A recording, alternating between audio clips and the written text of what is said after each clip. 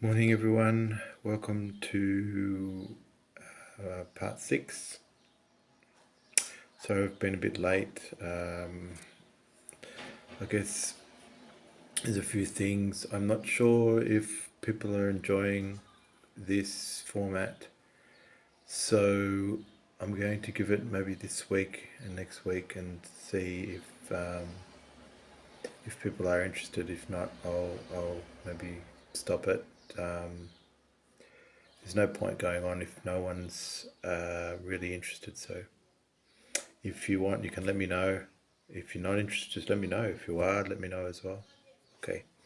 So part 6 is chapter 7. The three of them sat in the booth, Trey and the secretary on one side and Pierce on the other.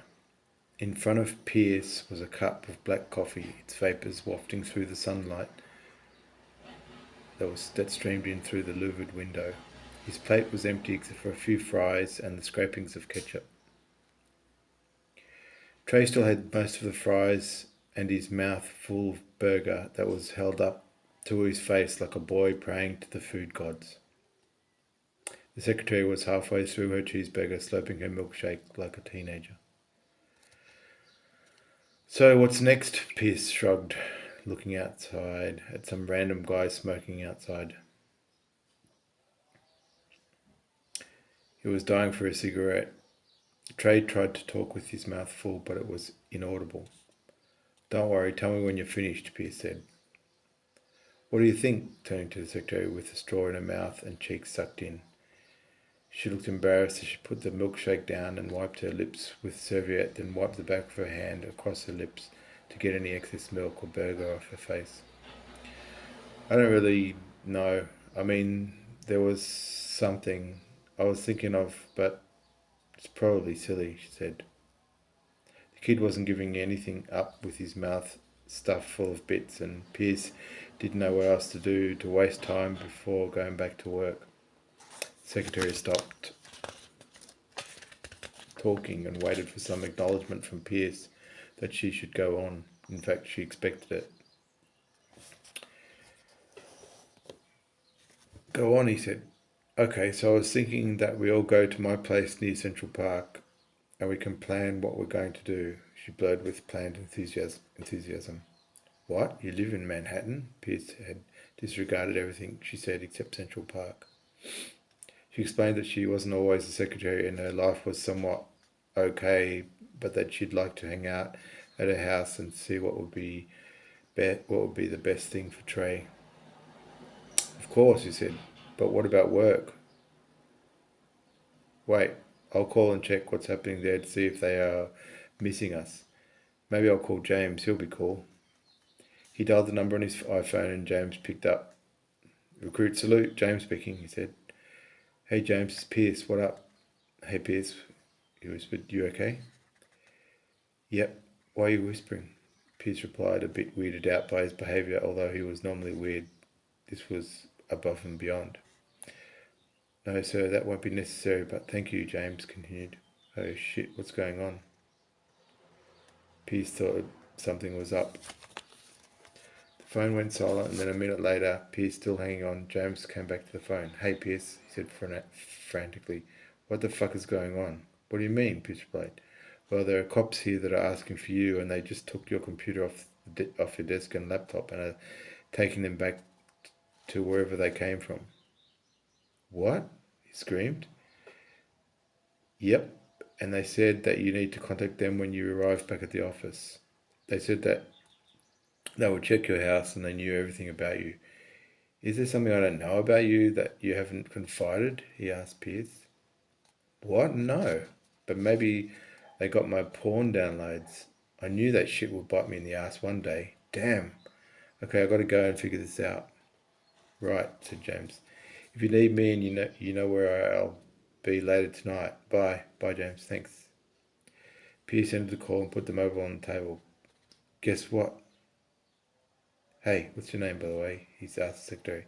Jada, she replied. Thanks for asking, she said, and gave a little smile, her cheeks colouring as she sucked the milk through the paper straw and gave a subtle batter of her eyelids. So, Jada, nice name. Anyway, I guess it's Central Park we go. Is everything all right? What's happening at the office? She asked. Trey had put the burger down as he heard the word porn. His ears pricked, and now he couldn't focus on anything else. Then he started to laugh. What are you laughing at, shortstop? Pierce demanded. Nothing, he said. He was laughing at the word and all the connotations. They packed everything up, including Trey's unfinished burger, paid the bill, and left the diner. I think we should leave the car here, guys. Just trust me. Let's take the subway. It's not that far from here and easier to get to Manhattan anyway. On the train, they sat next to each other, facing the other side of the train and a row of other commuters that looked as bored as each other. Pierce was in the middle. He stared straight ahead. Trey was counting things. First he started with people, newspapers, and then moved on to brown shoes. But now he was up to women that looked like porn. He tried not to laugh, hence the constant smirk that made him look a tad insane. Jada rested her arm on the rail at the end of the seat and held the silver pole as her little body rocked to and fro from the motion of the train. They got off at the corner of Park and 51st Street. Guess you'll have to lead the way from here, Jada, Pierce said. They walked up the stairs to the street and the contrast in sounds hit them. Up until then, they'd had a mostly quiet day. Trey looked with amazement at Central Park. He loved Central Park more than any other place in New York, but hadn't been there much because of his dad's sickness. Pierce pulled out his pack of Marlboro, realising he had one left, squished the pack and held it in his hand until he could find a bin. He scrunched the packet tighter as a way to relieve stress that the otherwise empty packet of cigarettes would have done. It's just up here, she said as she put her arm on Trey's shoulder. His mind was between Portland Park and his new friends. Pierce saw a bin through the packet with hardly any aim, getting a swish. He joined them, walking on the other side of Jada. He asked if this was okay to go to her house, and she said that it was fine. Actually, she would love the company. Great, he said, feeling a little bit better.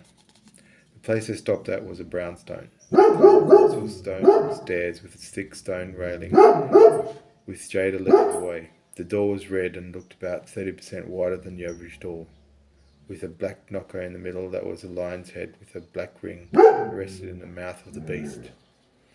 This is nice, Jada, they both said at the same time. Yeah, well, which floor is your room on? Pierce said as he pulled back, wrenching his head to look up the wall that extended 4 stories. Room? This is my place, silly, she replied with a little snicker. Wow, so you'd be rich then, Pierce said. So why are you working as secretary for a recruit salute? He asked rhetorically. They entered through the heavy wooden red door, closing behind them, shut as solid as a wall. Any street noises were now blocked. The entrance hall from another era had dark brown polished floorboards with a staircase on the right side that was carpeted, its railing twisting, shiny and dark, wisped your attention higher to the high ceilings with their ornate cornices. On the left side was a wooden coat rack that already housed several hats and a thick black woman's coat. The walls were littered with photos of animals and landscapes. Just this way, guys, Jada said as she followed the runner down the hall and turned left into a living room area that also had wooden floors, a large cashmere rug in the centre surrounded by 2 3-seater sofas. A wooden coffee table sat on the rug in between the sofas. On the black wall was a fireplace that looked as if it was still used. Trey dropped down on the sofa on one end, his little body falling deep into the thick padding and cushions, his arm resting on the arm. Pierce looked around at the photos and room as if in disbelief. All this is yours? He asked. Yep, my parents left it to me. Do you like it? Silly question indeed. He loved it, of course, and so did Trey. To Trey it was a mansion, and to Pierce it was such a surprise that he couldn't get over it. A vague expression of disbelief and gaping jaw answered her question. He joined Trey on the sofa. Jada asked if they'd like something to drink. Coffee, if you have it, Pierce said. Trey didn't answer. She went to the kitchen and got them some juice and readied some coffee for Pierce. Pierce was silent as he contemplated what was happening at work. He'd forgotten about Trey's situation with all this thought of going to jail for illegal porn downloads, music and games, and anything else he couldn't remember right now. Jada came back with the juice, coffee, and some cookies that she thought Trey would like. She placed them on the coffee table and then took a seat next to Trey. She asked him how he was doing, and he replied quickly with a good, like kids do. He'd already started counting various things in the room. It was a kind of a nervous thing that he had, although he also counted as he walked. Always between things, such as when he travelled on the bus, he'd see a red letterbox and count until he saw another red letterbox. Pierce, Jada broke the silence. What was that thing about porn when you called work? Nothing, he said, trying to conceal his worry. Just a stupid joke James was going on about. You know how we are together, giving each other shit all the time, he said with not too much conviction, but just enough to put Jada off. She asked what they were going to do about Trey. Trey looked at Pierce to see what he had to say. Pierce looked at Trey and momentarily was free from porn worries. He thought a moment and then said to them both, "Why don't we visit your friend, sister? What was her name again?" he asked Trey. "Pranda," he replied. "So what do you think, Trey? Would you like to go and see her?" Trey replied and stopped counting. Looked over at Pierce as if waiting for the butt of a joke. "Really?" he replied. "I think so. What do you think, Jada? Could you go?" Pierce asked her.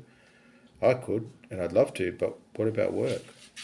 "Don't worry about that. I'll tell Lester it was urgent and we had to help the kid." He was thinking that he'd better leave the country for now, just until the whole computer thing had died down. The next hour they chatted about India and what they would have to do to get there.